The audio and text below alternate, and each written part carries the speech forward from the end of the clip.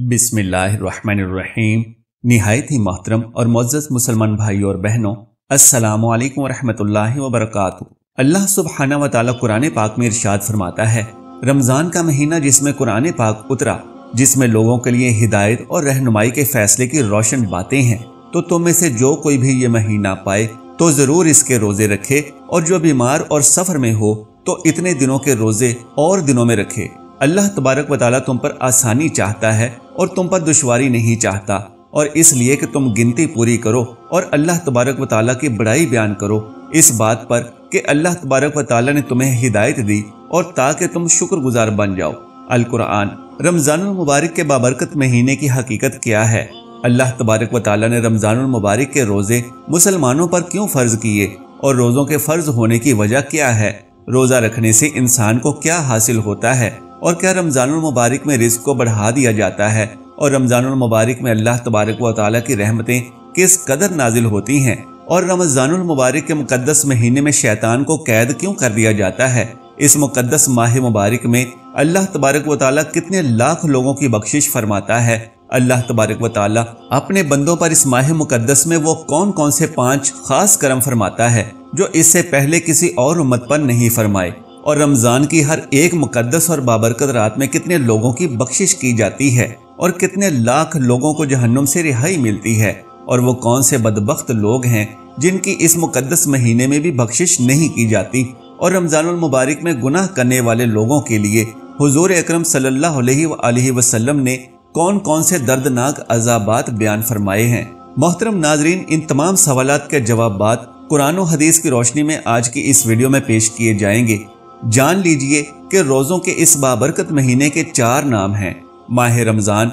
माह सबर, माह मुवासात और माह वसाते रिज़्क़। इसको माह सबर इसलिए कहा जाता है कि रोज़ादार रोज़ा रखकर अल्लाह तबारक व तआला की रज़ा की खातिर सब्र करता है, और फिर अल्लाह तबारक व तआला उस रोज़ेदार को इस सब्र की जज़ा अता फरमाता है। जिस तरह के अल्लाह तबारक व तआला इरशाद फरमाता है कि रोज़ा मेरे लिए है और मैं ही इसकी जज़ा हूँ। माह मुवासात यानी मुवासात का मानी भलाई करना, क्योंकि इस महीने में तमाम मुसलमान खास तौर पर अपने रिश्तेदारों से भलाई करते हैं और ज़्यादा से ज़्यादा सवाब हासिल करते हैं, इसलिए इस महीने को माह मुवासात कहा जाता है। और क्योंकि इस महीने के अंदर अल्लाह तबारक व तआला मुसलमानों के रिज़्क़ में वसअत और बरकत अता फरमा देता है, और गरीब लोग भी अल्लाह तबारक व तआला की नेमतें खाते हैं, इसलिए इसे माह वसअत रिज़्क़ भी कहा जाता है। हज़रत सैयदना अबू सईद खुदरी रज़ी अल्लाह तआला अन्हु से रिवायत है कि नबी करीम सल्लल्लाहु अलैहि वसल्लम ने इरशाद फरमाया, जब माह रमज़ान की पहली रात आती है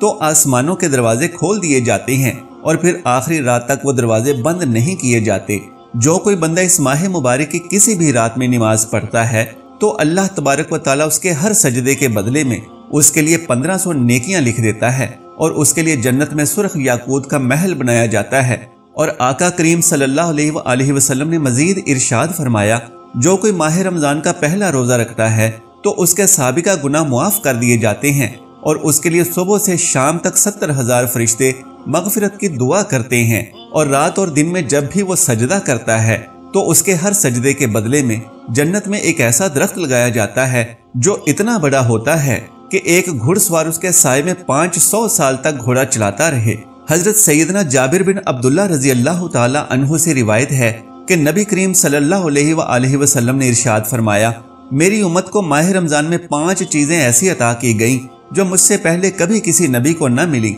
नंबर 1, जब माह रमज़ानुल मुबारक की पहली रात होती है तो अल्लाह तबारक व तआला उनकी तरफ नजर रहमत फरमाता है, और जिसकी तरफ अल्लाह तबारक व तआला की नजर रहमत हो जाए उसे कभी भी अजाब ना देगा। नंबर 2, शाम के वक्त रोजेदार के मुंह से जो बदबू आती है वो अल्लाह तबारक व तआला के नजदीक मुश्क की खुशबू से भी बेहतर है। नंबर 3, फरिश्ते दिन रात रोजेदार के लिए दुआए मगफिरत करते रहते हैं। नंबर 4, अल्लाह तबारक व तआला जन्नत को हुक्म फरमाता है कि मेरे नेक बंदों के लिए तैयार हो जा, अनकरीब वो दुनिया की मुशक्कत से मेरे घर और रहमत में राहत पाएंगे। और नंबर 5, जब माह रमज़ानुल मुबारक की आखिरी रात आती है तो अल्लाह तबारक व तआला सबकी मगफिरत फरमा देता है। उस वक्त हुज़ूर अकरम सल्लल्लाहु अलैहि वसल्लम की बारगाह में मौजूद लोगों में से एक शख्स ने खड़े होकर अर्ज की, या रसूलल्लाह सल्लल्लाहु अलैहि वसल्लम, क्या वो लैलतुल कद्र है? تو نبی کریم صلی اللہ علیہ وآلہ وسلم نے ارشاد فرمایا، نہیں، کیا تم نہیں دیکھتے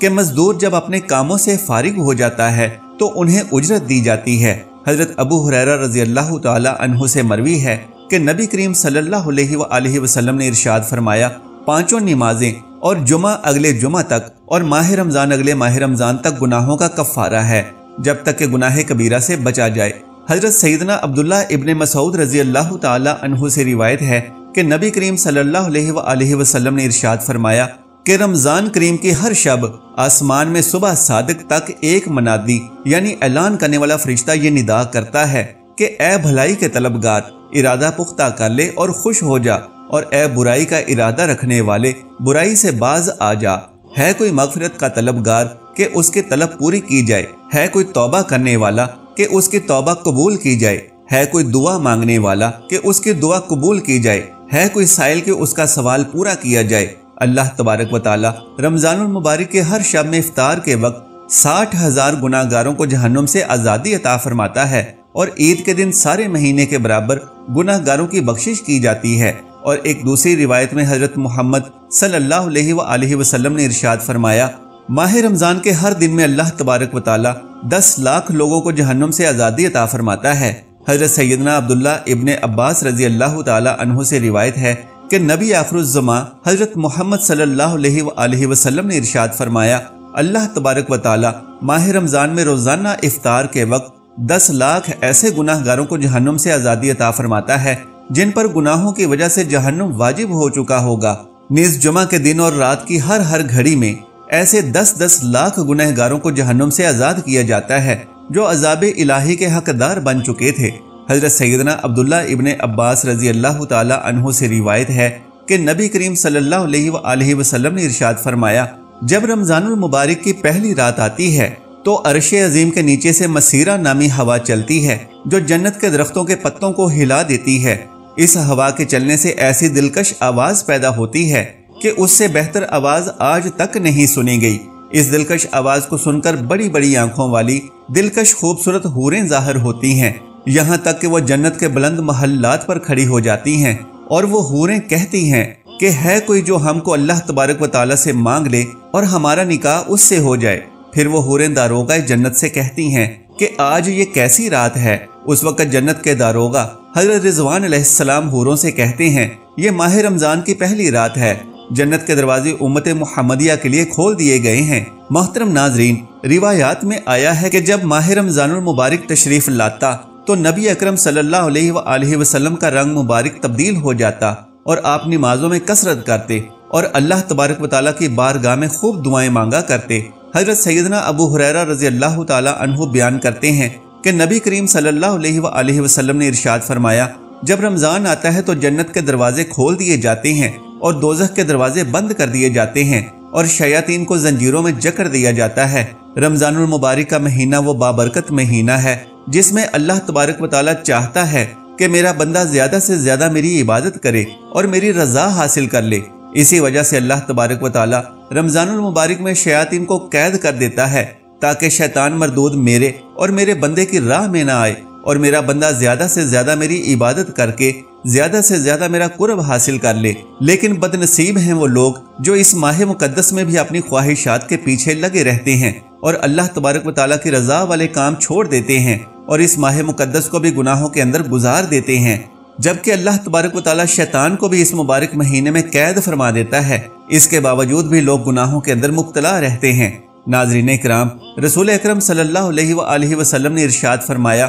جو لوگ اس بابرکت مہینے میں بھی اپنی بخشش نہ کروا سکیں تو وہ کب کروائیں گے؟ جو لوگ اس ماہ مبارک میں بھی گناہوں سے باز نہیں آتے تو ان کے بارے میں نبی کریم صلی اللہ علیہ وآلہ وسلم نے کیا ارشاد فرمایا؟ چنانچہ سیدہ ام ہانی رضی اللہ تعالی عنہا سے روایت ہے کہ نبی کریم صلی اللہ علیہ وآلہ وسلم نے ارشاد فرمایا، میری امت ذلیل و رسوا نہ ہوگی جب تک وہ ماہ رمضان کا حق ادا کرتی رہے گی۔ تو رسول پاک صلی اللہ علیہ وآلہ وسلم کی بارگاہ میں عرض کیا گیا کہ یا رسول اللہ صلی اللہ علیہ وآلہ وسلم، رمضان المبارک کے حق کو ضائع کرنا اور امت کے ذلیل و رسوا ہونے کا کیا مطلب ہے؟ تو نبی کریم صلی اللہ علیہ وآلہ وسلم نے ارشاد فرمایا، ماہ رمضان میں حرام کاموں کا کرنا، اور پھر فرمایا کہ جس نے ماہ رمضان میں زنا کیا یا شراب پی تو اگلے رمضان تک اللہ تبارک و تعالی اور اللہ تبارک و تعالی کے جتنے فرشتے ہیں سب اس پر لعنت کرتے رہیں گے۔ پس اگر یہ شخص اگلے ماہ رمضان سے پہلے مر گیا تو اس کے پاس کوئی ایسی نیکی نہ ہوگی جو اسے جہنم کی آگ سے بچا سکے۔ پس تو ماہ رمضان کے معاملے میں ڈرو، کیونکہ جس طرح اس ماہ رمضان کے مہینے میں نیکیاں بڑھا دی جاتی ہیں اسی طرح گناہوں کا بھی معاملہ ہے۔ محترم ناظرین، اب بات کرتے ہیں کہ روزہ رکھنے کا مقصد کیا ہے اور روزہ کس پر فرض ہے، اور وہ کون سے لوگ ہیں کہ جن کو رمضان میں روزہ چھوڑنے کی اجازت ہے۔ چنانچہ اس کے متعلق اللہ تبارک و تعالیٰ قرآن پاک کی سورہ البقرہ میں ارشاد فرماتا ہے، اے ایمان والو، تم پر روزے فرض کیے گئے جیسا کہ اگلوں پر فرض کیے گئے تھے، تاکہ تم پرہیزگار بن جاؤ، اور یہ گنتی کے دن ہیں، تو تم میں جو کوئی بیمار ہو یا سفر میں ہو تو اتنے روزے اور دنوں میں، اور جنہیں اس کی طاقت نہ ہو تو اس کے بدلے میں ایک مسکین کا کھانا، اور پھر جو اپنی طرف سے نیکی زیادہ کرے تو اس کے لیے بہتر ہے، اور روزہ رکھنا تمہارے لیے زیادہ بھلا ہے اگر تم جانو۔ القرآن۔ ناظرین کرام، قرآن پاک کی اس آیت میں اللہ تبارک و تعالیٰ نے روزہ رکھنے کا مقصد بیان فرمایا کہ اے ایمان والو، تم پر روزے فرض کیے گئے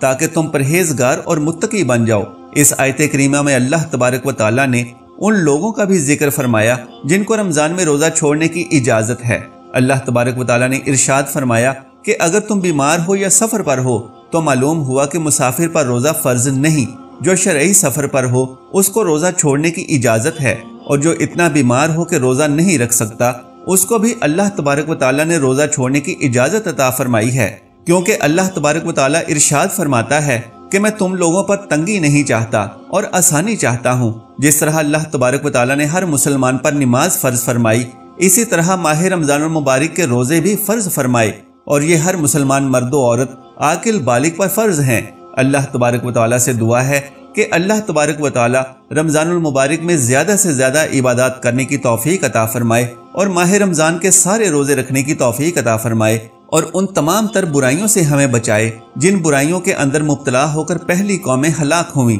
اور اللہ تبارک و تعالیٰ کے دردناک عذاب کی مستحق قرار پائیں۔ اللہ تبارک و تعالیٰ سے دعا ہے کہ اپنے حبیب حضرت محمد مصطفیٰ صلی اللہ علیہ وآلہ وسلم کی محبت میں جینا مرنا نصیب فرمائے، آمین یا رب العالمین۔ محترم ناظرین، درخواست ہے کہ اگر میری آج کی یہ معلوماتی ویڈیو آپ کو پسند آ جائے تو براہ کرم اس ویڈیو کو لائک اور شیئر کر دیجئے، اور میرے اسلامی و اصلاحی چینل کو سبسکرائب کر لیجئے۔ جزاک اللہ خیرن کثیرا۔ اللہ ہم سب کا حامی و ناصر ہو۔